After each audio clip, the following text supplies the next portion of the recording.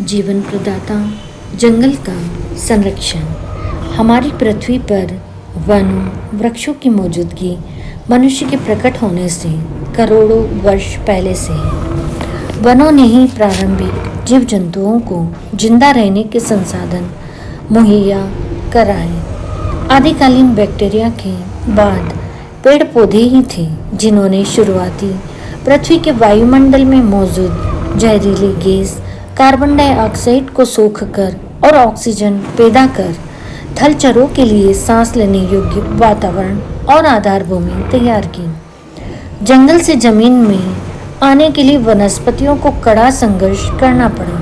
उन्हें खुद को उस प्रणाली के अनुरूप बनाना पड़ा जो उनके भार को वहन कर सके, उनके पूरे तंत्र में जल संचरण कर पोषक तत्वों को पहुंचा सके, उन्हें सूखने से बचा सके और सूर्य की गर्मी और तापमान से सुरक्षा प्रदान कर सके। अनुकूलन की यह प्रक्रिया कठिन न होती तो पृथ्वी के भूवैज्ञानिक इतिहास में वनस्पतियां बहुत पहले ही जमीन पर अपनी जड़ें जमा देती, लेकिन यह सब इतनी सरलता से नहीं हुआ। सागर से चट्टानी जमीन तक की यात्रा में वनस्पतियों को लाखों वर्ष लगे। जमीन पर अपनी उपस्थिति दर्ज कराने वाली प्रथम वनस्पति शैवाल अथवा काई थी, जिसने अपने उद्गम स्थल समुद्र से भूमि की ओर पारगमन कर ठोस सतह पर अपनी जड़ें जमाई। यहीं हरे शैवाल तब पृथ्वी के प्रथम पादप के तौर पर लाखों वर्षों तक छाए रहे और यहीं से पेड़ पौधों की विकास यात्रा शुरू हुई। अब से करीब 18 करोड़ वर्ष पहले पेड़ पौधे अस्तित्व में आए, जिन्होंने धीरे धीरे जमीन को आच्छादित करना शुरू किया। उनकी यह यात्रा यहीं पर खत्म नहीं हुई। वृक्षों की लंबी मोटी जड़ों ने धरती की चट्टानी सतह को तोड़कर ऐसी मिट्टी तैयार की जिसमें नई वनस्पतियों की प्रजातियां तथा दूसरे पेड़ विकसित हो सके। वनस्पति जगत का यह ऐसा क्रम विकास था जिसने बड़े और विविध जमीनी जंतुओं के विकसित होने में अहम भूमिका निभाई। आज हम अपने आसपास पेड़ पौधों को देखने तथा उन पर निर्भर रहने के इतने अभ्यस्त हो चुके हैं कि यह सोचना भी कठिन लगता है कि यदि ये पेड़ पौधे जंगल आदि न होते तो जीव जंतु और मनुष्य का अस्तित्व भी न होता। यदि वनस्पतियों और जीव जंतुओं का विकास एक साथ हुआ होता, दुर्भाग्य देखिए कि इन्हीं जीवनदायी जंगलों को मनुष्य ने बहुत बेरहमी से कुचला और अब भी उन्हें अमानवीयता से नष्ट कर रहा है। चंद सदियों पहले तक भी पृथ्वी का ज्यादातर भूभाग जंगलों से ढका था, लेकिन आज 4 अरब हेक्टेयर भूभाग पर ही जंगल बचे हैं। पृथ्वी का कुल मिलाकर जो जमीनी भाग है यह उसका 30% ही है। 11,000 वर्ष पहले कृषि की शुरुआत हुई थी, तब से दुनिया भर के जंगल सिमटकर करीब 40% तक रह गए हैं। इनमें 3/4 नुकसान सिर्फ पिछली 2 सदियों में हुआ है, जब खेती और लकड़ी के लिए जंगलों का सफाया किया गया। इससे भी बड़ा नुकसान पिछली आधी सदी में हुआ, जिसके चलते धरती की हरितिमा बहुत कम हो गई है। इसके लिए जनसंख्या का दबाव भी एक कारण रहा है, जो 1950 में 2.3 अरब से लेकर अब करीब 7 अरब के पार पहुंच चुकी है। दुनिया के मूल वन क्षेत्र का लगभग आधा हिस्सा करीब 3 अरब हेक्टेयर नष्ट हो चुका है। यह सिलसिला आज भी जारी है। पिछले कुछ दर्जन वर्षों में 1.2 करोड़ हेक्टेयर जंगल, जो कि नेपाल के क्षेत्रफल के बराबर है, का शहरों के लिए, खेती के लिए, लकड़ी के व्यवसाय तथा अन्य मानवीय जरूरतों के लिए खात्मा किया जा चुका है।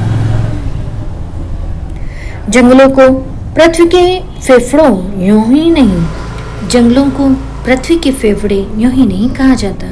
ये कार्बन डाइऑक्साइड को सोखकर हमारे लिए जीवनदायिनी ऑक्सीजन पैदा करते हैं।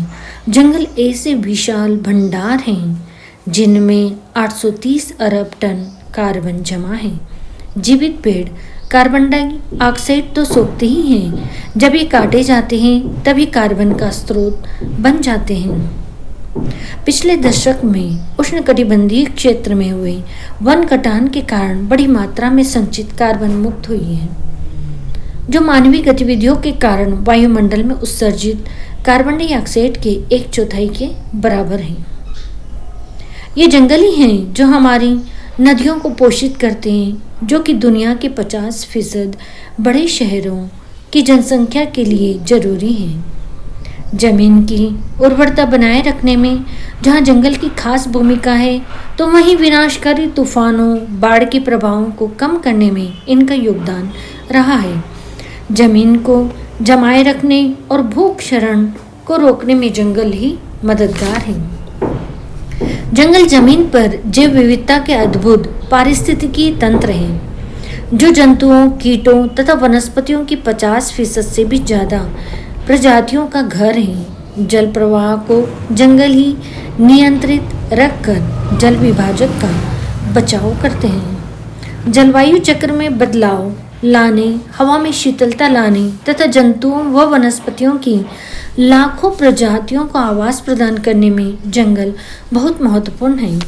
जंगल वाष्पीकरण का प्रमुख कारक है, जिस माध्यम से वृक्ष, जमीन और वायुमंडल में जल वाष्प की अदला बदली होती है। संयुक्त राष्ट्र के एक अनुमान के मुताबिक दुनिया के करीब 1.6 अरब लोग आजीविका के लिए जंगलों पर निर्भर हैं। करीब 3 अरब लोग ऊर्जा के मुख्य स्रोत के तौर पर जंगलों पर निर्भर रहते हैं।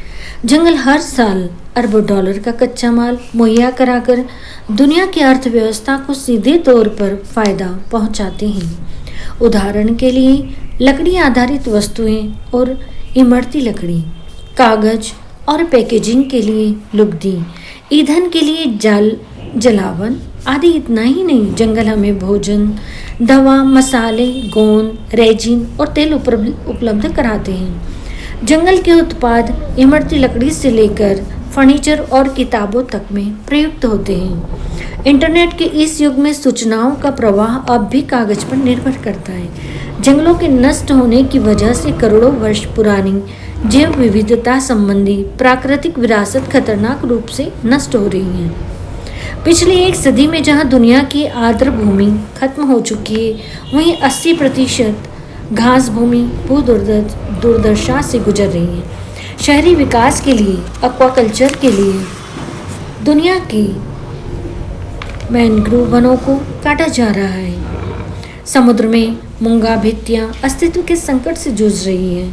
हर साल वैश्विक वन कटाई के चलते 1.3 करोड़ हेक्टेयर जंगल नष्ट कर दिए जाते हैं। वर्ल्ड रिसोर्स इंस्टीट्यूट के मुताबिक इस समय दुनिया में वृक्षों की 1 लाख प्रजातियां हैं। संयुक्त राष्ट्र के पर्यावरण कार्यक्रम के वर्ल्ड मॉनिटरिंग सेंटर ने पुष्टि की है कि तेजी से समाप्त होते जंगलों के कारण जीव जंतुओं की 8000 प्रजातियां खतरे में हैं। इनमें से 976 तो विलुप्त होने की कगार पर है। इस समस्या को जितना जल्दी खत्म किया जा सके उतना ही अच्छा है।